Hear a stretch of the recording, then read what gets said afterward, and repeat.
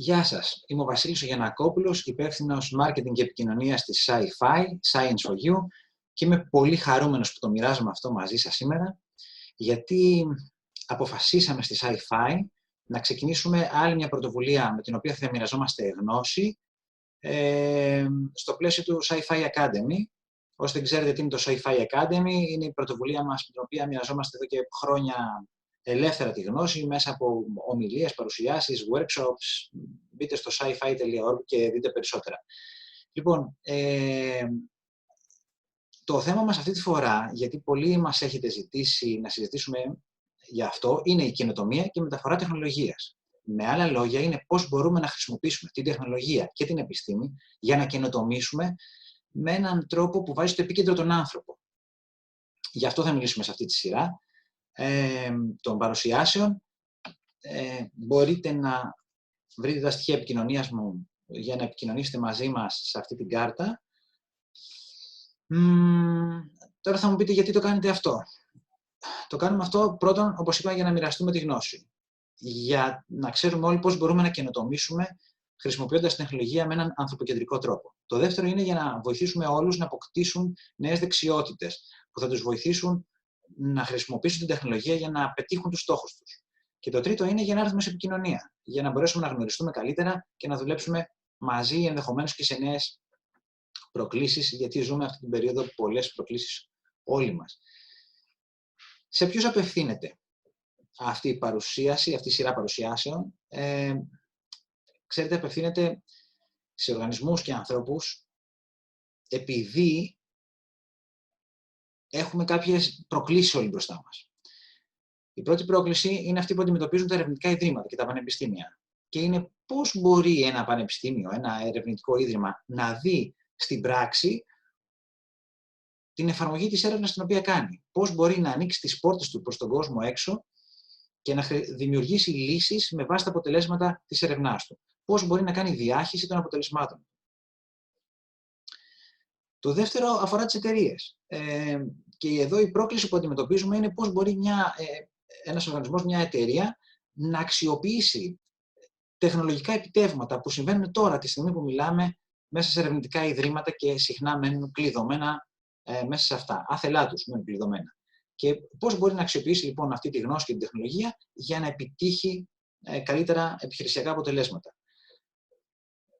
Η τρίτη πρόκληση και η τρίτη κατηγορία είναι οι μη κερδοσκοπικοί οργανισμοί και η κοινωνία των πολιτών, που έχουμε δει ότι όταν χρησιμοποιούν την τεχνολογία μπορούν να λύσουν πολύ πιο αποτελεσματικά τα κοινωνικά προβλήματα τα οποία προσπαθούν να αντιμετωπίσουν.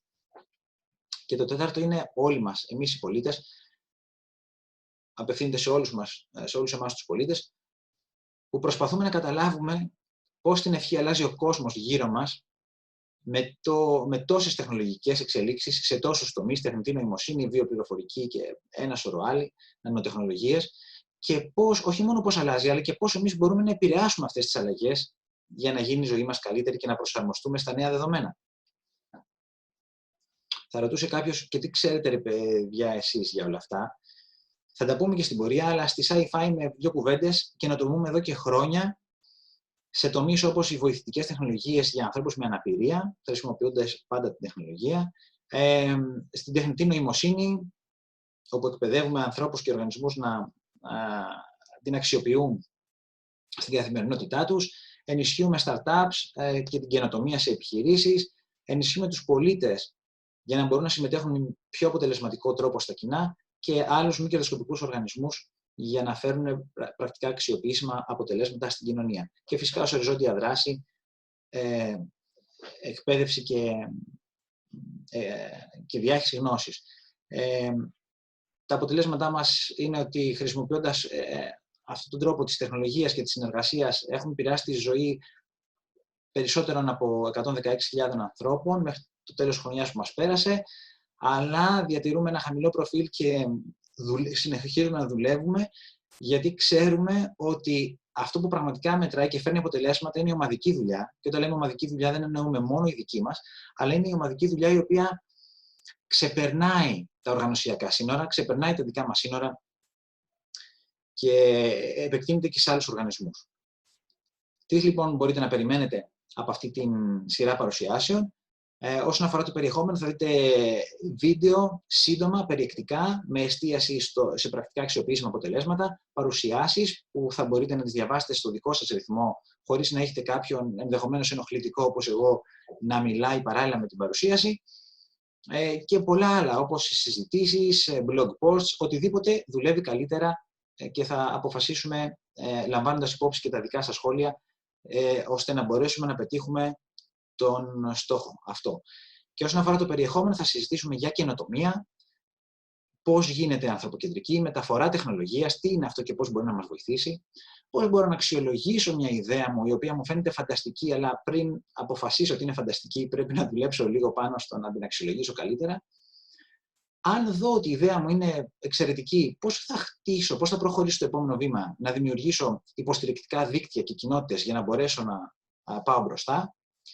Πώς θα μπορέσω να συνεχίσω την προσπάθειά μου παρά τις δυσκολίες και να μείνω εστιασμένος στο σκοπό μου και πολλά άλλα.